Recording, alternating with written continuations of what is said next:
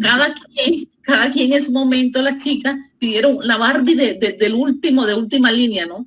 Y lo mismo los chicos, es decir, el mercado te dice... que ellas sí saben de Barbie bastante. Bueno, pero ahora como ya no están de Barbie, ahora quieren iPhone, ¿cierto?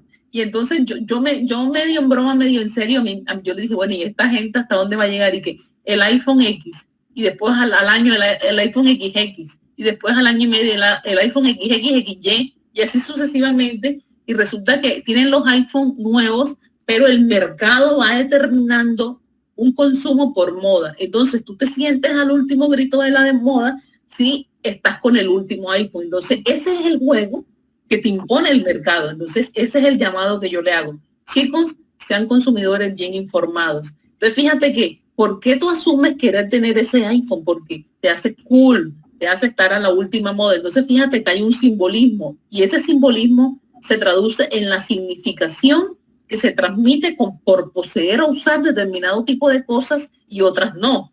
Entonces, por eso considerar el consumo como una práctica social implica una diferenciación y fijación de identidad dependiendo del tipo de cosas que eres capaz de poseer. Es decir, hoy, como no están marcadas tanto las esferas sociales, entonces nosotros tratamos de tener estatus a partir de las cosas que queremos, que podemos adquirir. Fíjate que yo resalto esta diapositiva, diferenciación y fijación de identidad, porque hay un simbolismo asociado a las cosas que consumimos. Y digamos que el consumo normalmente está asociado a las sociedades capitalistas, ¿sí?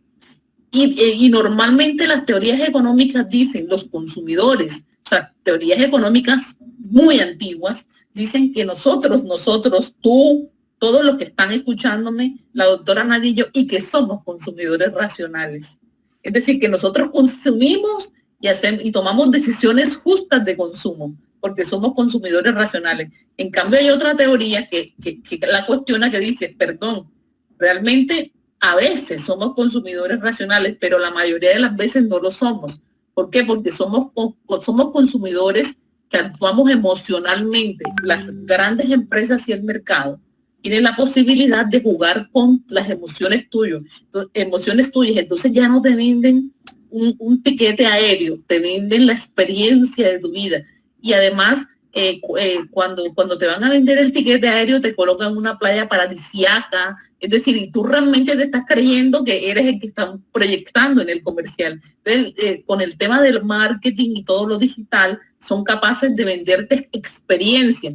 Y nosotros caemos redondo y consumimos. Entonces, más o menos eso es lo que yo quiero plantearles. Entonces vemos, por ejemplo, bueno, voy a pasar esto que quiero llegar a donde, digamos, en la parte que quiero centrarme, que era esta. Entonces, cuando hablamos de la teoría, de la acción de consumir, te dicen que en primer lugar, eres un consumidor soberano que decides racionalmente en la satisfacción de tus necesidades. Tú eres libre en tomar tus decisiones, y hay otra teoría que se opone desde la perspectiva de la teoría crítica, que a veces eres un consumidor soberano, pero normalmente el mercado te induce ciertas necesidades y tú te las crees que realmente son necesarias, ¿ya? Entonces, ¿en qué se apoya ese mercado para inducir esas necesidades? En el sistema publicitario y la mercadotecnia. Y eso hace que nosotros seamos esclavos de la mercancía. Por ejemplo, cuando vemos un outlet, dice descuento, mejor dicho, a ti se te enciende enseguida ese ánimo consumista. Entonces, no es que no consumas, pero ten claro que muchas veces el mercado te está persuadiendo para que tú lo hagas y realmente no te estás dando cuenta de toda esa mercadotecnia que están ejerciendo sobre ti. Yo medio en broma, normalmente si tú quieres en alguno de tus dispositivos o en internet, tú dices, quieres comprarte unos audífonos. Ahora, como los audífonos están de moda, te quieres comprar un audífono y consultas en una página y te has dado cuenta que el audífono te va a perseguir cada vez que tú abras un dispositivo, te va a salir la publicidad en Facebook, o sea, en todos los dispositivos que tú tengas, cuando tú abras te va a perseguir la misma información. ¿Por qué? Porque la mercadotecnia se vale de lo que se llaman softwares inteligentes, que hacen un análisis de tus necesidades. Y como tú en alguna oportunidad viste que querías comprar un equipo celular, o querías comprar un viaje, o querías comprar unos zapatos, hay una lectura de todas esas, de tus gustos y de tus necesidades, que apoyan precisamente el consumo, y por eso ellos te leen, y cada vez que tú abres te muestran la propaganda del etiqueta aéreo que quieres comprar, o de los zapatos que quieres comprar, o del audífono. Entonces vemos que no es mentira, es decir, el sistema publicitario y la mercadotecnia hacen que técnicamente seamos esclavos de la mercancía, porque nos están leyendo nuestros gustos y necesidades. Entonces no es fortuito que encuentres una cantidad de propaganda asociada al bien o servicio que quieres consumir. Entonces, bueno, vamos a... Esto es lo que nosotros tenemos aquí, es la etapa de la cadena de producción, tomando en cuenta la base económica del consumo. Entonces, fíjate, toda la etapa de la cadena de producción. ¿Por qué le coloco la etapa completa de la cadena de producción? Nosotros nos encontramos aquí. Aquí donde yo estoy señalando nos encontramos, ¿verdad? Consumimos. Pero resulta que la cadena de producción comenzó mucho antes, desde que se aportaron los insumos, es decir, el extractivismo de determinados materiales. Esto se transforma. Estos son las grandes superficies, por ejemplo, Jumbo o alguna plataforma web, Amazon, qué sé yo, y hacen la venta y la distribución. Nosotros nos encontramos aquí en el consumo, y después de que consumimos nos tenemos que hacer cargo de los residuos. O las empresas, ustedes ven que hay unas disposiciones finales para las baterías, para las llantas de los autos, en los centros comerciales. Entonces es bueno. Dime, doctora Nadia. Ya. No, está entrando una llamada. Perfecto. Entonces vemos que fíjate que consumir es un acto y una práctica social que tiene una base económica, y aquí está completica la cadena de consumo: extracción, transformación, venta, distribución, consumo, el consumo mismo y la disposición final de residuos, que es un tema importante, porque un tema que da sostenibilidad y tiene que ser amigable con el medio ambiente si realmente cumplimos, digamos, la disposición final de residuos. Bueno, esto, digamos, tocarlo tangencialmente, nosotros en Colombia, ya hablando de aspectos más jurídicos, el derecho del consumo tiene fundamento constitucional. Si tiene fundamento constitucional, y se lo voy a resaltar, y es el artículo 78 y 334. Esos son los fundamentos constitucionales de consumo. Vamos a tocarlos así como muy rápidamente. Dice: la ley regulará el control y calidad de bienes y servicios ofrecidos y prestados a la comunidad, así como la información que debe suministrarse al público en su comercialización. Fíjate que no es invento, la Constitución dice que la ley regula control de calidad de bienes y servicios, ¿sí? Pero además dice que cuando hay bienes y servicios puestos en el mercado, serán responsables, de acuerdo con la ley, quienes en la producción y en la comercialización de bienes y servicios atenten contra la salud, la seguridad y el adecuado aprovisionamiento a consumidores y usuarios. El Estado garantizará la participación de las organizaciones de consumidores y usuarios en el estudio de las disposiciones que le conciernen. Para gozar de este derecho, las organizaciones deben ser representativas y observar procedimientos democráticos internos. Fíjate, este artículo 78 seguramente ya ustedes lo conocen, porque ya ustedes dieron derecho constitucional. Entonces vemos que cuál es ese afán del legislador y más del constituyente de establecer un artículo 78 que busque la protección de los consumidores. ¿Cuál es la razón? La razón es bien sencilla. Cuando nosotros estamos en el mercado, las palabras que voy a usar también son de conocimiento de ustedes, hay una asimetría en el mercado. O dicho de otra manera, está el monstruo, que es un banco, que es una aseguradora, que es una multinacional, y el monstruo está aquí, y el consumidor final, que así nos denominamos consumidores finales, somos nosotros. Realmente no tenemos la capacidad de controvertir ni el precio ni las características del bien que fue colocado en el mercado. Voy a repetir la idea. Fíjate que el artículo 78 constitucional es muy claro cuando dice: el Estado y la ley van a regular el control de la calidad de bienes y servicios, ¿sí? Pero esto además implica responsabilidad. Precisamente cuando colocamos bienes y servicios en el mercado, ¿por qué nos designan a estas empresas, fabricantes o productores? ¿Por qué tienen que ser responsables? Porque pueden ocasionar daño. También conocen el concepto de daño porque lo vieron en obligaciones. Entonces, serán responsables cuando estos productos atenten contra la salud, contra la seguridad y el adecuado aprovisionamiento a consumidores y usuarios. Ahora, más luego vamos a hablar de eso. Entonces, vemos, imagínense, solamente para que ustedes tengan una idea, hay productos que son inseguros cuando se colocan en el mercado, pero el tema de la seguridad tú no lo sabes. Es decir, te das cuenta de que es inseguro cuando ya el daño se produjo. Por ejemplo, ahora nosotros tenemos una superintendencia de industria y comercio que por fortuna los últimos años ha sido bastante proactiva en el tema de defensa de los derechos de los consumidores. Nosotros tenemos bastante experiencia desde el grupo de investigación en esta actividad, porque nosotros trabajamos de la mano con la Casa del Consumidor Cartagena y comenzamos nuestras relaciones académicas y de proyección social ya creo que como desde 2014, 2015, por allí. Y entonces tenemos una relación muy estrecha.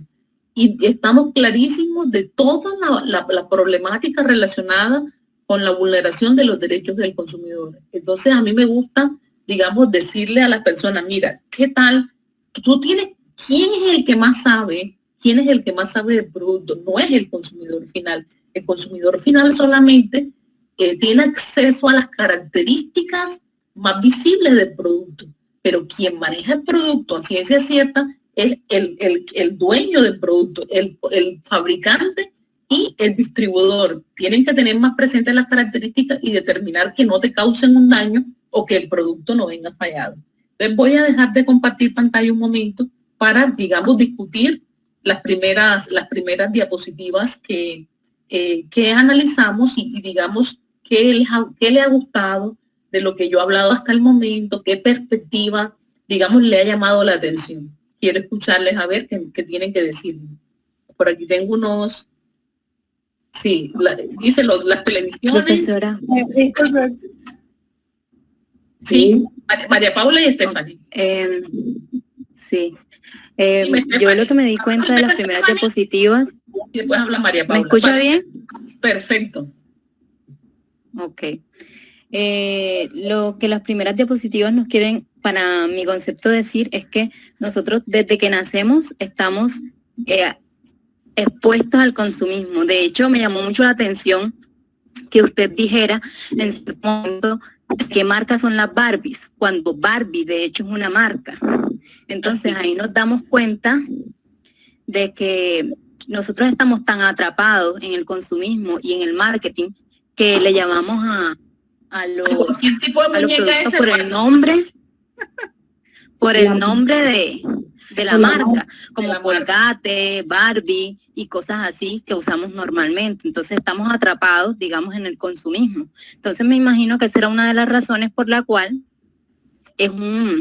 la regulación de esto es constitucional, porque si no se regulara, sería, pues, ¿cómo decirlo? Como es protección. Sí, claro, exacto. Y una fuerte desprotección, porque de hecho ya somos, digamos ahora que vayamos a poner un poco la relación de consumo, normalmente hay una marcada asimetría. De hecho, las grandes empresas tienen posición de dominio. ¿Y por qué tienen esa posición de dominio? Porque normalmente nosotros trabajamos o ellos trabajan y nosotros compramos en el marco de contratos adhesivos de consumo.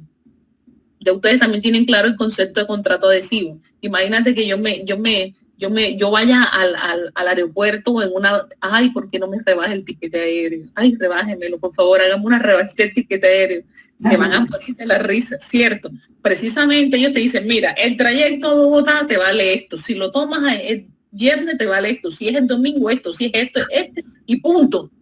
Lo tomas o lo dejas. Es decir, que nosotros tenemos el tema de los contratos adhesivos de consumo, que son contratos predispuestos por una parte, que es la forma como se opera en el mercado. Entonces, si ya de entrada nosotros suscribimos un contrato, ya de entrada tenemos una posición, digamos, que no es fuerte. Es decir, el mercado refleja una asimetría. ¿Quién más quería? Alguien me pidió la palabra. Fui yo, doctora. Dale, María Porta. Siguiendo con la idea de Stephanie, que también la comparto, a nivel más como de complementación, yo me fijé, o bueno, fue como que la perspectiva que tomé al momento de ver las dos diapositivas. En la segunda, en lo personal, yo lo tomé más como un cambio de intereses. Cuando se está pequeño, los intereses, como se evidenció, eran como que los juguetes y ese tipo de cosas. Ya a medida que va creciendo, ya se van cambiando mentalidades tipo casa, pero la persona nunca deja de estar como que actualizado, por decirlo de esa forma, con el comercio. Correcto, María Paula. Pero fíjate que son dos posturas que no son irreconciliables, al contrario, son parte de la misma realidad. Tú dices, bueno, esta persona tiene unos intereses a lo largo de la vida, pero esos intereses están asociados con lo que Estefan dijo, con unas marcas específicas y no otras. Sí, por eso es que era más a nivel de complementación. Correcto. Entonces, fíjate que nos vamos cambiando de necesidades a medida que crecemos, pero esas necesidades, sin nosotros saberlo, están orientadas hacia determinadas marcas, ¿sí? Hacia determinadas marcas. Por ejemplo, es decir, no sé, a ver, por ejemplo, aquí ahora, digamos, en el tema de la ropa, y esto implica toda esta gran falsificación. Entonces los zapatos tienen que ser, ¿cómo es que los zapatos estos Adidas, con las dos manquitas negras a los lados? ¿Sí? Pero qué afán, mira, no, prácticamente parecemos un ejército con todos los chicos y las chicas con los mismos zapatos. Entonces, es decir, tú te sientes cool porque tienes unos zapatos. Esa de sentirte cool porque manejas un determinado tipo de zapatos, eso no te lo inventaste tú, es toda la publicidad con la que te bombardean, que tú si usas otro tipo de zapatos ya no te vas a sentir a gusto, o por lo menos si tienes esos que querías, te sientes cool. Entonces vemos que son procesos que tú no eres consciente, que por eso la reflexión es, tenemos que ser conscientes de lo que estamos consumiendo. ¿Por qué? Porque precisamente, mira, cuando nosotros hemos analizado todo el espectro, el amplio espectro que tiene el consumo, consumimos, fíjate, son muchas peleas que se han dado aquí en Colombia. Yo no sé si ustedes conocen que la red Papás, bueno, yo tengo tantos anécdotas que decirle, pero está bueno que compartamos esto así, no tan estructurado. Por ejemplo, las grandes superficies, los comerciantes fuertes, los fabricantes, los dueños de las embotelladoras, así como manejan los recursos económicos, también manejan el poder político. Y en este sentido vemos que todavía somos más chicos como consumidores. Les voy a poner un ejemplo. Nosotros sabemos que tú puedes comer lo que tú quieras, ¿sí? Puedes comer lo que tú quieras, pero la idea es que seas un consumidor bien informado. Por ejemplo, nosotros tenemos una alimentación terrible desde que somos niños y somos amantes de los dulces. Si tú realmente comes dulces hasta rebosar, puedes volverte diabético, pero eso no te lo dicen a ti, ¿sí? Entonces, ¿qué pasa? Que la red Papás y una asociación de consumidores en Bogotá vinieron y ellos se dieron a la tarea de hacer unos comerciales donde científicamente probaban el daño que hacían las bebidas azucaradas en el cuerpo. ¿Qué pasó con estos comerciales que decían la verdad de las bebidas azucaradas? Fue vetado el comercial. ¿Y quién fue el que pidió que fueran vetados?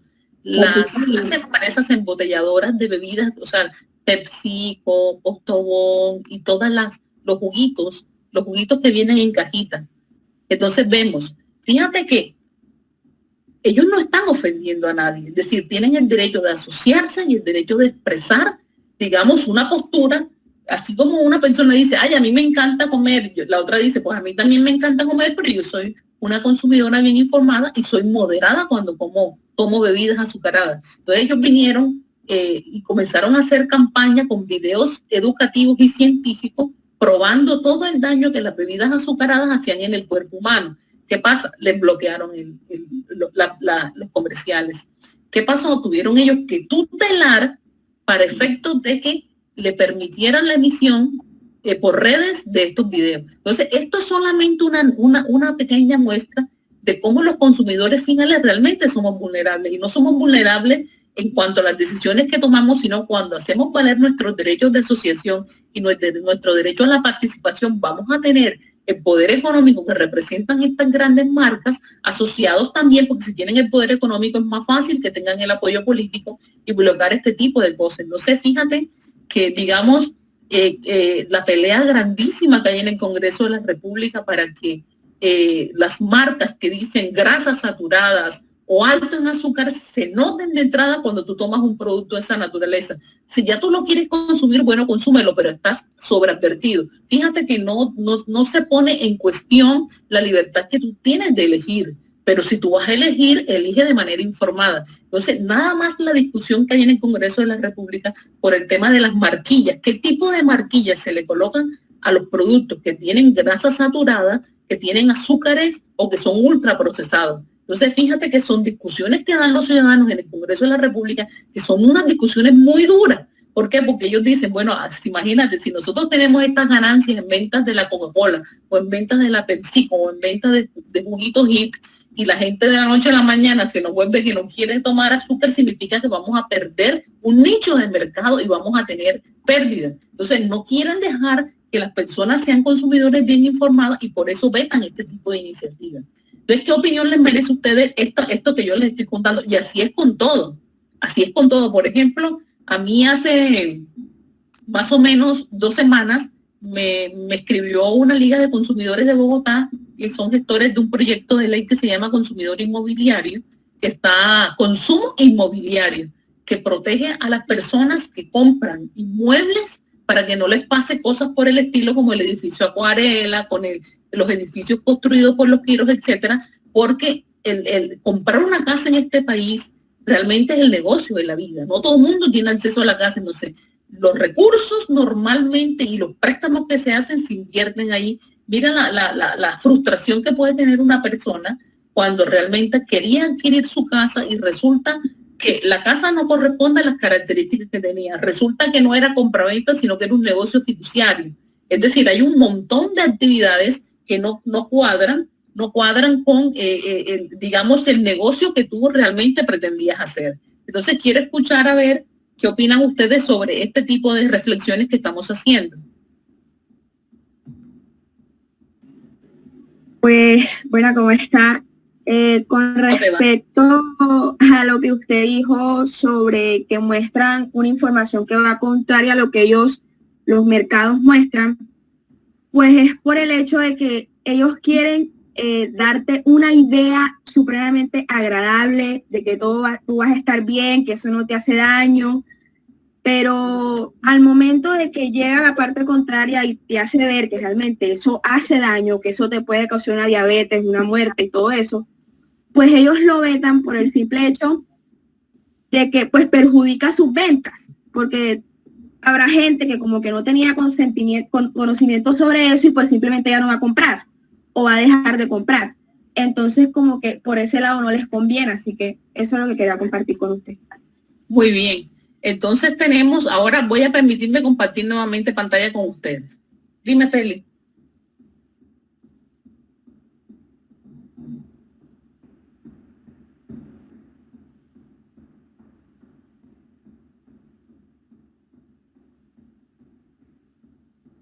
Miren, esta diapositiva fantástica, ¿sí? Noten ustedes dentro del derecho del consumo hay una parte que a mí me gusta, que se llama comercio justo. Comercio justo fundado en la responsabilidad que tenemos con nuestros productores locales. Ojo, no es que no se compren productos internacionales. Digamos que tú haces un análisis económico de qué te conviene comprar, pero digamos, esto, ¿qué es lo que qué idea le quiero vender? Que nosotros tenemos que además integrar redes de comercio justo para que haya sostenibilidad en el mundo. Y esto se fundamenta en decisiones informadas. Mira fíjate que creo que ya debían haber escuchado o algo sobre esta diapositiva, por ejemplo, Danone o la Coca-Cola o PepsiCo. Fíjate cómo la Pepsi tiene, mira todas las casillas que están relacionadas con la Pepsi o con Kellogg's. Aparentemente hay una variedad de productos que parecería que pertenecen a diferentes empresas, pero resulta que es la misma empresa, que es un grupo económico muy importante que ofrece una variedad de productos. Es decir, que cuando tú analizas en un contexto mundial esta red de redistribución de riqueza, realmente, a pesar de que tienen una variedad de productos, la riqueza solamente va para Nestlé, o va para la Coca-Cola, o va para Unilever, o va para la Kellogg's, o va para Mars o Danone. Entonces, como ellos son empresas multinacionales, fíjate que en el mundo, la Pepsi en principio vendía Coca-Cola, pero ahora hace avena, hace cereales. Lo mismo la Coca-Cola. La Coca-Cola vendía bebidas gaseosas. Ahora vende, productos que no eran los concebidos inicialmente. Es decir, que ellos ampliaron la oferta o el brochure de servicios. Entonces, ¿qué tenemos? Que si nosotros vamos a integrar redes de comercio justo, también no siempre, también privilegiar a estas grandes empresas, sino tener en consideración productores locales que trabajan con la parte agroalimentaria y que implica un esquema de redistribución de riqueza desde una perspectiva más justa, ¿sí? Entonces nosotros notamos que a pesar de que hay una gran variedad de productos, son más o menos 8 o 10 empresas a nivel del mundo que se quedan con toda la riqueza y con todas las ganancias, ¿sí? Entonces, ahora, por ejemplo, ya para ir concretando un poco, el tema que yo quiero venderles es ¿qué medios de defensa tenemos nosotros los consumidores? ¿Qué medios de defensa? ¿Cómo nos defendemos? Cuando nosotros hablamos de los derechos del consumidor, los derechos de los consumidores tienen esta particularidad.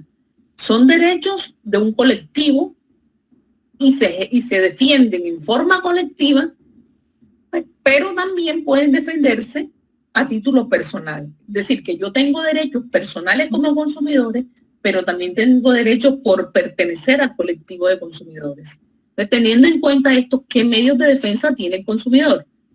Entonces, si yo quiero defenderme frente a una vulneración de los derechos del consumidor, como ciudadanos, y más aún como abogados, que somos y que ustedes van a hacer, puedes ejercitar una denuncia, una denuncia, que no es denuncia penal, es una denuncia ante la autoridad administrativa, que es la Superintendencia de Industria y Comercio. Una denuncia o queja que busca la protección de los consumidores en general. Y también el otro medio de defensa es la demanda, que esa sí busca la protección de un interés particular del consumidor que resultó vulnerado. Repito, puedes intentar los dos. Puedes intentar una denuncia y puedes intentar una demanda. Voy a poner un ejemplo para ser más claro. Si yo voy a comprar y efectivamente compro un objeto, compro un bolso y el bolso resulta fallado porque se parte o porque se le daña el cuero o se decoloriza y no me atienden mi derecho, que es solicitar la garantía. Yo, como la garantía me permite a mí solicitar que me lo arreglen y en su defecto, si no me lo pueden arreglar, que me devuelvan el dinero o que me den otro de la misma calidad. Si ellos no atienden el reclamo por garantía sobre el bolso o sobre el celular, yo podría estar demandando la garantía frente a la Superintendencia de Industria y Comercio y la acción se llama Acción de Protección al Consumidor. Esto se despliega o se hace en el marco de la función jurisdiccional de la Superintendencia de Industria y Comercio y se resuelve con un fallo, que es igualito a un fallo judicial. Sí, repito, yo para demandar la vulneración de los derechos específicos, la que me pasó a mí, yo hago una demanda que se llama demanda de protección al consumidor. Y se resuelve y si yo gano, me van a decir, le van a llamar a esta persona jurídica, para que me devuelva el dinero o me dé un bolso nuevo. Y se enmarca en la función jurisdiccional de la Superintendencia de Industria y Comercio. Ojo que la demanda también se puede poner en la jurisdicción ordinaria es válido también hacerlo, pero yo recomiendo que se haga a través de la acción de protección al consumidor en la Delegatura de Asuntos Jurisdiccionales de la Superintendencia de Industria y Comercio, que es una competencia de prevención, es decir, es una autoridad administrativa revestida de funciones judiciales. Y la primera es, bueno, como yo me estoy dando cuenta de que esta marca que yo compré tiene problemas en los herrajes, en el cuero, en la calidad de los materiales, yo puedo hacer una denuncia en nombre de todos los consumidores y la Superintendencia de Industria y Comercio va a desplegar el poder de policía administrativa, va a hacer una visita a los sitios donde se producen y si en efecto los materiales no son de la calidad, ¿cómo se resuelve el proceso de investigación administrativa a través de una sanción? Noten ustedes que mientras acá se produce un fallo, acá hay una sanción administrativa y van a imponer una sanción costosísima. Voy a dejar de compartir pantalla. Por ejemplo, cuando nosotros tenemos, ustedes son expertos en eso, digamos, vieron cuando el desodorante Axe, con los chicos que cuando usan Axe las mujeres le caen del cielo. Van caminando por la calle y las mujeres le caen, porque sencillamente utilizaste Axe. Axe, que es como un desodorante. Entonces, ¿qué pasa? Que normalmente la Superintendencia de Industria y Comercio te dice, bueno, si tú te atreves a hacer este tipo de publicidad, hay un tema que se correlaciona con que es el dolo bueno, que lo vieron en derecho civil, el dolo bueno. Entonces, fíjate que cuando nosotros hablamos del dolo bueno, el dolo bueno es una exageración de las características de determinado producto. Y hay una línea que implica lo que es permitir el dolo bueno y otra cosa es que tú ponderes y caigas en publicidad engañosa, que eso es una vulneración de los derechos del consumidor. Repito, ustedes manejan el concepto del dolo bueno, ¿cierto? El dolo bueno y dolo malo. Entonces, fíjate que cuando hablamos del dolo bueno, el dolo bueno es una ponderación exagerada de las características del bien, que tú sabes que si te usas Axe y no vas a pretender que las mujeres te caigan del cielo.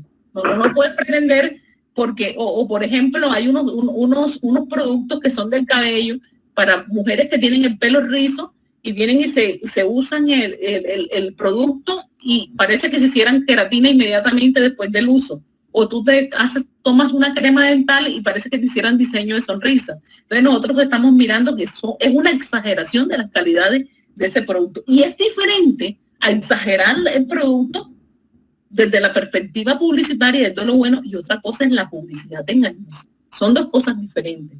Entonces, por ejemplo, ustedes se acuerdan de un señor que ustedes conocen mucho porque lo asocian al pibe Valderrama y que Reduct Fat. ¿Se acuerdan? Que Reduct Fat. Entonces, ese es apellido Jané.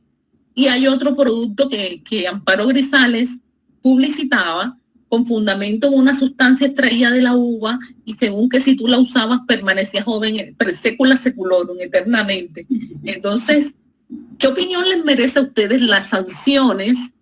Ustedes no ven la comercial de Reduct Fat que el pibe Valderrama salía en los videos. No está porque lo retiraron del mercado colombiano, porque hicieron el tester de Reduct Fat y los resultados, el tester en laboratorio, a raíz de una investigación administrativa que hizo la Superintendencia de Industria y Comercio, y como no se dan en el laboratorio, no se obtuvieron los resultados que dice el productor Jorge Jané sobre Reduct Fat, le impusieron una sanción costosísima. Lo mismo a la crema esta de noche que estaba publicitando Amparo Grisales, que era con una enzima extraída de la uva. Ella decía que, bueno, y comenzaron las mujeres colombianas y los hombres a comprar este tipo de productos, y resulta que en una investigación que hizo la Superintendencia de Industria y Comercio, reproduciendo las mismas calidades en laboratorio, no se obtienen los resultados. Significa que es publicidad engañosa, y como consecuencia, fíjate que aquí no hay una persona, aquí es en defensa del colectivo de consumidores y se impone una sanción para esa empresa. Entonces quiero escuchar a ver qué opinión les merecen los dos ejemplos que les acabo de dar. Y si está claro, digamos, o si me toca repetir, si ustedes lo piden, cómo funciona la demanda y cómo funciona la denuncia. No, yo siento que está clarísimo. Doctora, yo quiero comentar. Dime, Mateo. A ver, es que, bueno, que es muy cierto lo que dice de que a veces exageran la publicidad de cierta forma, que, bueno, nosotros estamos conscientes de que usando Axe no van a caernos mujeres del cielo, pero psicológicamente lo que causan las personas es como que pensar de que si uso Axe significa que debo leer muy bien, porque en la propaganda me muestran que atrae mujeres. O sea, lo que en realidad causa psicológicamente en las personas es como decir, debo leer muy rico. Y así pasa. O sea, creo que más allá de, a veces la idea no sería que la audiencia piense de que me va a atraer mujeres, sino de que el Axe trae un olor muy agradable. Exacto, muy agradable, y esto lo que causa en las personas es que les interese, pues, siquiera por curiosidad comprar Axe para saber a qué huele. Entonces, creo que eso es lo que, más que todo, la publicidad cuando la usan de esa forma. Exactamente. Claro, entonces por eso yo les decía a ustedes que hay una línea que no se debe pasar en la ponderación de las características, y la otra que es la publicidad engañosa, que, bueno, ya ustedes en su momento mirarán que hay un parámetro muy distinto, como la sanción que le puso la Superintendencia de Industria y Comercio al Reduct Fat que estaba citando en Pibe Valderrama. Sí, que sería dar como característica en realidad el producto no da, y sí sería publicidad engañosa. Sí, aquí Juan Camilo me hace una pregunta, me hace la siguiente pregunta. Sí. Dice, ¿puede haber indemnización en la demanda? Normalmente en la demanda, si es por garantía, no hay indemnización. Lo que te pueden indexar es el valor del producto. Por ejemplo, la naturaleza voy a otra vez a compartir pantalla con ustedes. La naturaleza de la demanda de protección al consumidor no es indemnizatoria. Es decir, esta demanda no busca la indemnización, busca la protección del derecho del consumidor, y normalmente, por ejemplo, si se trata de la vulneración de un derecho, la orden que se da en el fallo judicial es el resarcimiento de ese derecho. Por ejemplo, si yo lo que quiero es la garantía, se va a ordenar la devolución del dinero, y el dinero sí puede venir ajustado al precio actual, es decir, indexado, ¿sí? Pero no tiene naturaleza indemnizatoria. Es decir, la función jurisdiccional... Profesora, Dime. Y si dado el caso, el producto nos llega a causar algún daño, ¿no hay una indemnización por daños y perjuicios? Sí, pero ese es otro tipo de acción. Voy a dejar de compartir pantalla. Fíjate que muy bien la pregunta que haces. Estamos hablando de la demanda de protección al consumidor ante la Superintendencia de Industria y Comercio por garantía.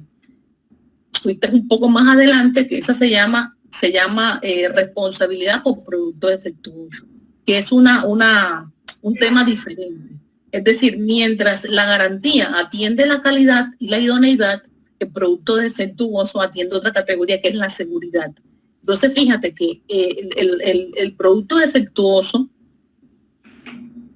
tendría que ocasionarte un daño, una lesión personal por el uso del producto o la muerte. Por ejemplo, hay muchos computadores o muchos equipos que han explotado y ocasionan lesiones al usuario y pueden lograr, ¿cómo se llama? digamos, el Steway, un aparato que usan en los centros comerciales para la vigilancia. Y también lo usan mucho los turistas. Es decir, hay países que incluso han prohibido este tipo de artefactos porque a veces entienden que no son seguros. Por ejemplo, hay países que prohíben la importación de los zapatos, de los carros estos que le dicen que zapaticos, que son los carros bien pequeños porque tienen problemas de estabilidad. Entonces, ¿qué pasa? Que normalmente hay países muy fuertes en protección al consumidor y cuando entienden que un producto no es seguro, no permiten su importación y uso. Pero ¿qué pasa? Nosotros tenemos unas asociaciones de consumidores que no son tan fuertes. Apenas están comentando, digamos, a los consumidores a ser conscientes. Entonces, cuando tú dices, bueno, tenemos una demanda, el producto era defectuoso y como el producto era defectuoso, le ocasionó un daño en la integridad física o mató a determinada persona. Ahí sí se puede hacer una demanda, pero no es la demanda esta ante la Superintendencia de Industria y Comercio, sino una demanda ante la justicia ordinaria por daño por producto defectuoso. Y allí sí vas a pedir tú todas las indemnizaciones que ustedes conocen. Daño emergente, lucro cesante y todos los perjuicios que conocemos desde la perspectiva civil. O sea que si tú quieres pedir indemnización, el escenario de la acción de protección al consumidor no es. Tendríamos que estar hablando de un producto que ocasiona un daño porque era un producto inseguro. Y en este caso, la demanda sería ante la jurisdicción ordinaria y tú, ¿te acuerdas de que el producto es defectuoso? ¿Ustedes de qué semestre son? Segundo. De segundo Doctora. De segundo semestre. Sí. Ah, están chiquiticos todavía. Por eso pregunté. Normalmente cuando hay una acción civil con fundamento en el producto defectuoso, tienes que probar el hecho, el daño, es decir, normalmente se estructura la responsabilidad por el hecho, el daño y la relación causal, ¿sí? Entonces, en este caso, para tú poder pedir indemnización de perjuicio o cualquier tipo de daño, tienes que demostrar eso. Por fortuna, en materia de responsabilidad por producto defectuoso, el Estatuto del Consumidor lo consagra como responsabilidad objetiva. Entonces, vamos suavecito. Entonces, voy otra vez a compartir pantalla con ustedes.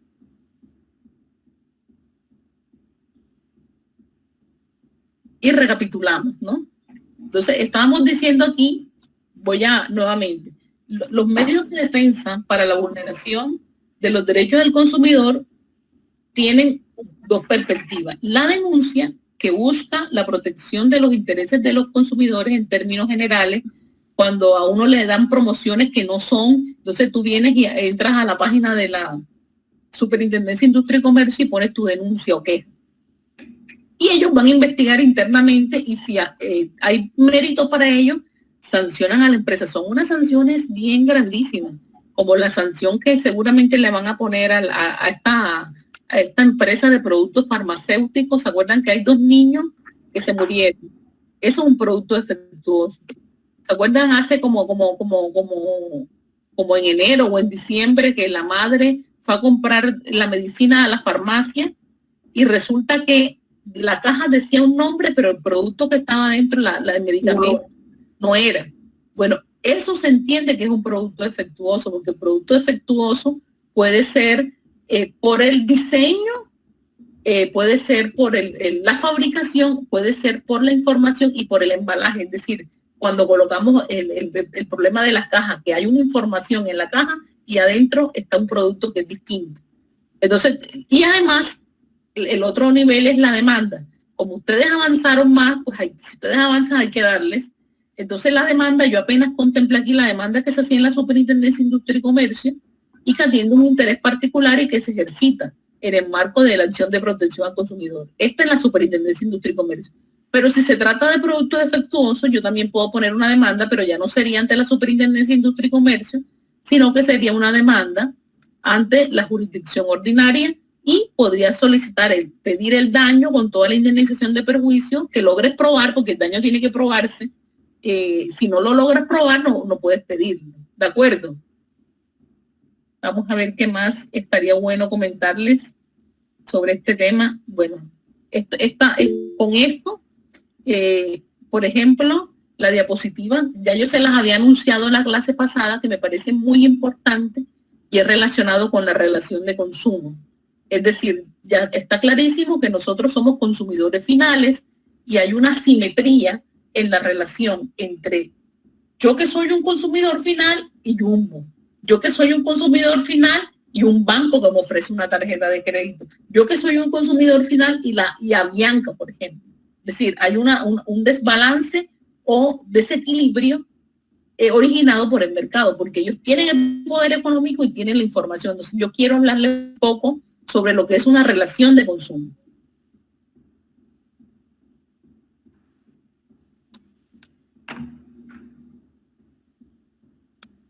Permítame un momento.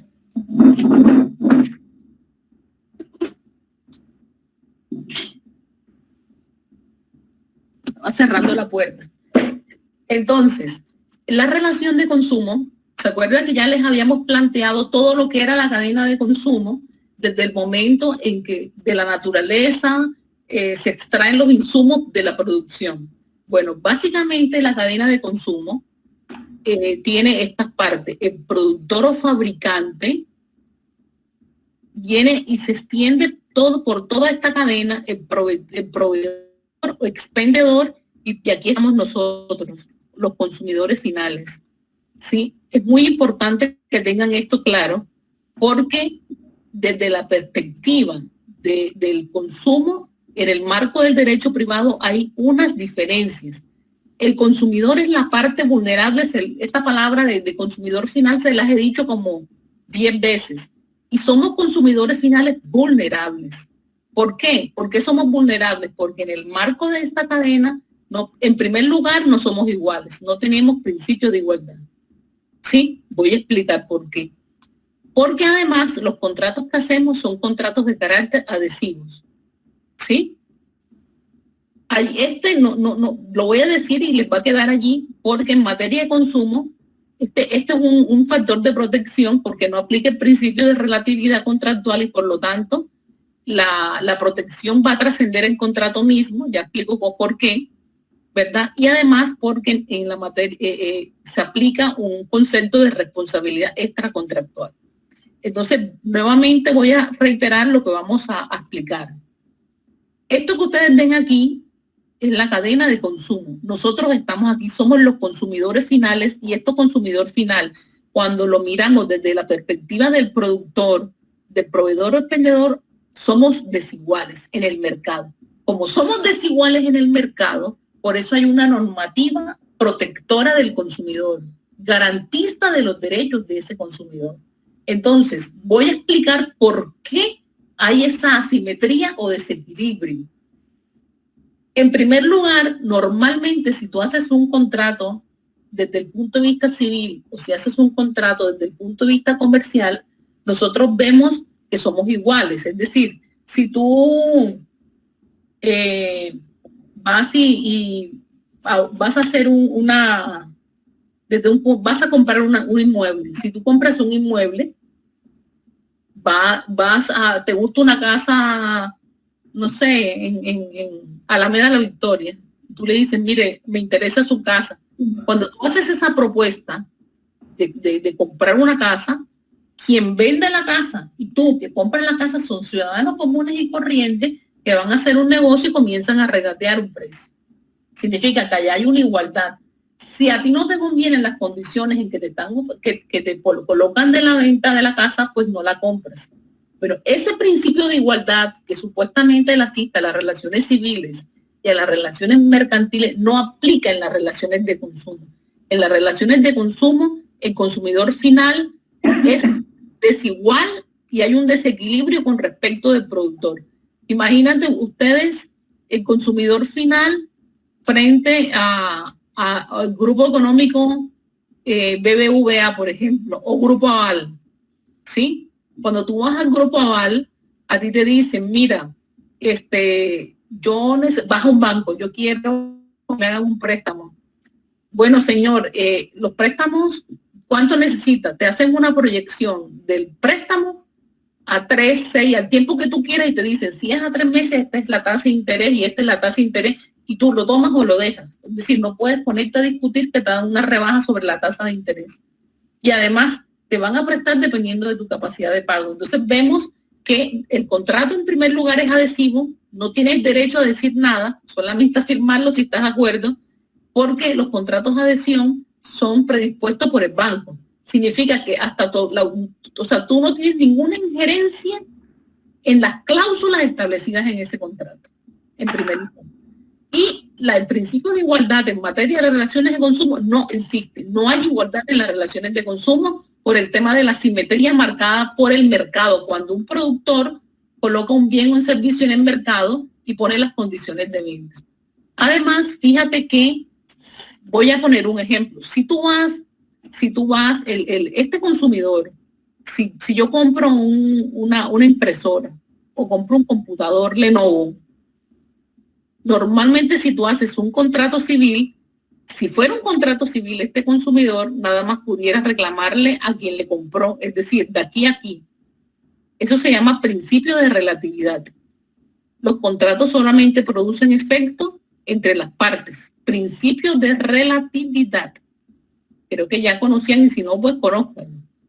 El principio de relatividad indica que los contratos solamente producen efectos entre las partes contratantes. En materia de derecho al consumo no opera porque los efectos trascienden el contrato. ¿Qué significa eso?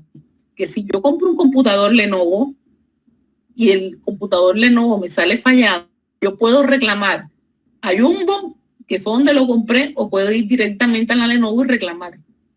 ¿Sí? Fíjate que hay responsabilidad extracontractual, trasciende el contrato, que no pasa en materia civil. O sea que si tú eres un consumidor final y tienes un problema porque el producto salió defectuoso, la demanda, puedes solidariamente responder todo en la cadena de consumo. Si tú tienes un problema de garantía y de un computador Lenovo, tú puedes reclamarle a Jumbo y también puedes ir directamente a la Lenovo a reclamar. Fíjate que trasciende el contrato, porque si fuera nada más las personas vinculadas en el contrato, tú nada más pudieras reclamarle a quien le compraste. ¿Sí me hice entender? Entonces no funciona de esa manera. Entonces dejaré de compartir pantalla. Entonces yo quiero ahora, digamos, ya ir cerrando y quiero que me expresen qué conceptos o qué ideas le parecieron atractivas, qué aprendieron nuevo con la clase o con la charla, la conversación. Y si tienen dudas.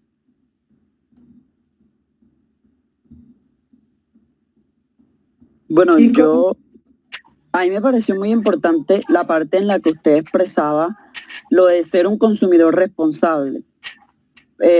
Creo que eso es verdaderamente importante y como consumidores responsables y exigentes para adquirir un producto o un servicio debemos tener bien claro o debemos por lo menos hacer cuando vayamos a adquirir un producto una etapa de proceso de compra. Es decir, es reconocer que tengo la necesidad. Debo informarme sobre el producto o servicio que requiero si es que en verdad lo estoy necesitando. La evaluación de las alternativas, porque obviamente debo buscar lugares donde me ofrezcan el producto y ver cuál es el mejor, cuál es la mejor opción. La decisión de compra y el comportamiento post-compra. Yo creo que eso es bastante importante para evitar esos altercados que se puedan presentar entre una marca o entre un vendedor y un comprador. Muy bien. ¿Quién más desea aportar? Doctora, yo, Gerardo, quisiera decirte que me pareció muy interesante la respuesta que dio a la pregunta que hizo mi compañero Mateo Fuentes, porque muchas personas cuando el estado de un producto, ya sea una silla, un mueble, esté defectuoso, siempre acuden o se confunden acudiendo a la justicia ordinaria cuando no es así. Entonces yo pienso de que esto lo deben tener mucha gente clara, porque no se debe acudir no a la justicia ordinaria porque no te generó un daño, por ejemplo, una lesión o algo así, sino que es algo con respecto al material del producto que se debe ir a la superintendencia en vez de la justicia ordinaria y viceversa. Y también me llamó bastante la atención con respecto a lo de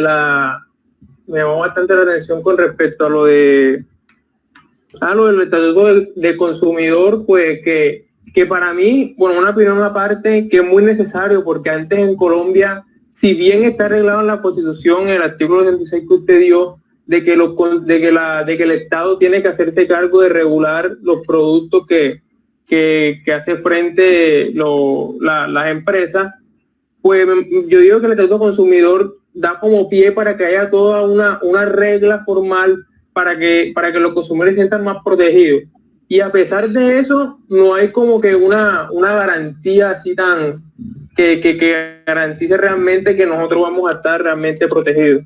Y ahí también, por último, bueno, para no quitar tanto tiempo, que pues me pareció bastante importante que esos contratos son extracontractuales, porque imagínense de que a mi Bayer me vende, bueno, Bayer pues hace un producto en la empresa de la rebaja y a mí me hace un producto más una lesión a mí, por ejemplo, Dios no quiera, yo me muero porque yo era alérgico y no lo decía ahí los componentes que tenía, entonces no sería justo de que yo solamente pudiera demandar a droga la rebaja, sino que tengo que demandar al propio Bayer para que se vigilen esos productos y no le vuelva a pasar a mucha más gente. O sea, que lo que es extracontractor es la responsabilidad. O sea, el contrato adhesivo tiene efecto extracontractual, la responsabilidad es extracontractual en materia de daño, de producto defectuoso. Muy bien. Bueno, ya como para ir encauzando, bueno, los que quieran pueden seguir, participar y hacerme conocer sus opiniones. Entonces, fíjate, si nosotros tenemos, la profesora Nadia me dice, bueno, ¿cómo se enmarca la negociación en ese trámite que hacemos cuando hay vulneración de derechos? Entonces notamos que si es un proceso de investigación administrativa que se genera o se desencadena por una denuncia, allí no hay negociación. ¿Sí? ¿Por qué? Porque cuando tú formulas, hay una aplicación que se llama, una aplicación que está colgada en la página, que tú la puedes descargar y tú cuando ves una publicidad engañosa o cualquier aspecto que resulte una vulneración, tú la pones en conocimiento de la SIC y la SIC analiza para mirar si abre o no abre una investigación. Y la investigación es administrativa. En este caso te notifican y tú vas a ejercer tu derecho de defensa. ¿Dónde puede venir los mecanismos de negociación? Los mecanismos de negociación vienen en el marco, por ejemplo, si yo soy vulnerada, ¿qué solemos hacer nosotros en la universidad cuando recibimos un caso de consumo? Si una persona resulta vulnerada, lo primero que tratamos de hacer es un requerimiento o le hacemos un reclamo directo. Hacemos un reclamo directo para tratar de solucionar la controversia extrajudicialmente. Entonces, cuando el ciudadano llega allá al consultorio jurídico, nosotros hacemos el reclamo directo, hacemos 20.000 reclamos directos para los operadores de telefonía. ¿Qué problema con esos operadores de telefonía? Ahí es donde nosotros decimos, somos consumidores vulnerables, somos consumidores finales, porque ellos nunca nos prestan atención. Es decir, tú para que te presten atención cuando el asunto es importante, tienes que reponer y tienes que amenazarlo de que vas a que le vas a dar, vas a informar a la Superintendencia de Industria y Comercio y vas a llegar el asunto hasta las últimas consecuencias. En este caso, normalmente tú haces un reclamo directo, que nosotros le hacemos el reclamo directo a las personas y esperamos la respuesta del operador de comunicaciones o de la empresa o del almacén.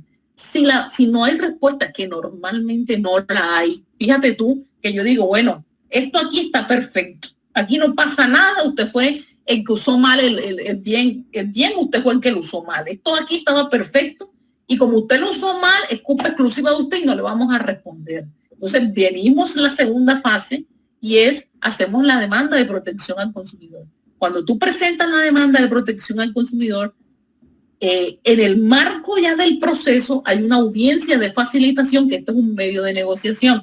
En esa audiencia de facilitación, fíjate que la superintendencia es de avanzada, porque ellos, normalmente yo siempre les he hecho una crítica y es que ellos funcionan en Bogotá, pero las demandas las ponen todas las personas desde los territorios. O sea, la gente que vive en Sincelejo, que vive en Riohacha, que vive en Valledupar, que vive en Medellín, demandan. Y la demanda se radica en Bogotá, pero ¿cómo haces tú? Ellos tienen el mismo mecanismo de Microsoft, de las salas Zoom. Entonces te hacen una audiencia virtual y tienen un montón de salas. Vas a entrar a la sala 1, a la sala 2, y en esa sala hacen la audiencia de facilitación, así como estamos ahora, el abogado en Bogotá, el operador de telefonía y el interesado, que es el consumidor final. Y intentan antes de proceder, intentan con ese mecanismo de negociación que se llama audiencia de facilitación, que no es más que una audiencia de conciliación. Es decir, es una mediación que hacen en el caso de que llegue a un acuerdo, que hay muchísimo, aquí sí, cuando ya están en el proceso, ahí sí le prestan atención al consumidor final. Mientras tú le estás haciendo reclamo directo, extrajudicial, no pasa nada. Pero cuando ya tú estás en el marco del proceso porque los demandaste, cuando se abre la posibilidad de hacer esta audiencia de facilitación, ahí ya se acuerdan y normalmente se concilia ahí en esa audiencia de negociación. Si no hay acuerdo allí en esa audiencia de facilitación, el proceso sigue y se abra pruebas normal como todos los demás procesos. Entonces quería decirles eso porque digamos que estamos, ¿qué hice yo? Tratar de que comprendieran cómo funciona el tema de los derechos de los consumidores, la calidad.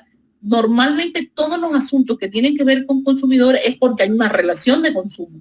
Y esa relación de consumo determina el tipo de acción que tú vas a hacer. Entonces fíjate que en materia de negociación, en este tema de consumo se hace primero a través de reclamo directo o se hace en el marco de una audiencia de facilitación que hace la Superintendencia de Industria y Comercio. Si no hay acuerdo, el proceso sigue normal y se abren pruebas y se hacen los alegatos de conclusión es un proceso verbal sumario, se abre prueba y después que estén las pruebas practicadas se falla.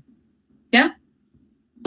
Profesora, yo quería comentar respecto a lo que usted acaba de decir, que así como somos una sociedad consumista, deberíamos también de cierta forma exigir los que tengamos unos buenos servicios, ya lo que nos ofrecen, porque de cierta forma nosotros pagamos por un servicio y tiene que estar en óptimas condiciones, como usted dice, con lo que pasa con la telefonía móvil. A veces uno llama, se queja, no le dan una verdadera solución, nos dicen que hagamos ciertas cosas, pero el problema a veces persiste y no tomamos aquellas medidas que van más allá para que nos presten atención, o sea, al consumidor como tal. Yo creo que si nosotros exigiéramos y tomáramos estas acciones cada vez que tengamos fallos en nuestros servicios y no nos solucionen, creo que de cierta forma en un futuro podemos tener más atención al consumidor. No, y que ustedes miran que la Constitución es clara, el Estatuto del Consumidor, que es nivel legal, está claro. Entonces toca que nosotros, digamos, utilicemos las herramientas que nos está dando. Es decir, es un camino que no es fácil, porque las grandes empresas, ellos se duermen en yo soy poderoso, yo puedo aguantar la demanda. En cambio, el consumidor, que es el que resultó perjudicado, no tiene la capacidad de litigación o de litigio que tiene la empresa, y además todas las vulneraciones de los derechos del consumidor ocasionan una pérdida económica, grande o pequeña, que a veces por eso uno se resigna, no, pero esto costó, fueron 10,000 pesos, no, esto costó 50,000 pesos, bueno, pero así como hay gente que cree que todos los asuntos de consumidores son asuntos nimios o pequeños, pues resulta que si tú compras una camioneta en la Nissan, eso no es un asunto nimio, ¿sí? Si tú compras un apartamento, eso también es derecho del consumidor, o sea que el derecho del consumidor te ofrece un espectro de asuntos que pueden ser pequeños y que por eso uno dice, no, yo voy a reclamar eso. Pero, por ejemplo, cuando tú compras una camioneta, cuando tú compras un celular de 3, 4 millones de pesos, ya dejó de ser el asunto nimio. Entonces vemos que así como se reclama el asunto chiquito, también es el procedimiento para reclamar el asunto grande es el mismo. ¿Sí? Entonces, bueno, Nadia. Una pregunta. Dime, Tania. En la audiencia de facilitación en esta materia, ¿qué limitaciones se presentan? Porque por lo general hay cosas que se pueden negociar, otras que no. La pregunta mía es cuáles sí se pueden y cuáles definitivamente no se podrían tocar. No, acá todo se puede negociar porque son asuntos de carácter económico. Si la garantía es un asunto de carácter económico, entre otras cosas, fíjate que tú negocias y ¿qué es lo que vas a negociar? Hombre, cámbiemelo, hombre, o devuélvame mi dinero. Es decir, lo que entra en la negociación tiene que ver directamente con los derechos del consumidor. Entonces, las prerrogativas que nosotros tenemos es, si yo compro un bien o servicio, tiene que tener óptima calidad. De hecho, fíjate, bueno, ya voy a ir cerrando porque tengo otra reunión virtual, pero antes de irme quiero compartir con ustedes una diapositiva que tengo aquí, que habla de todos los derechos de los consumidores, así como para motivarlos. Ya busco.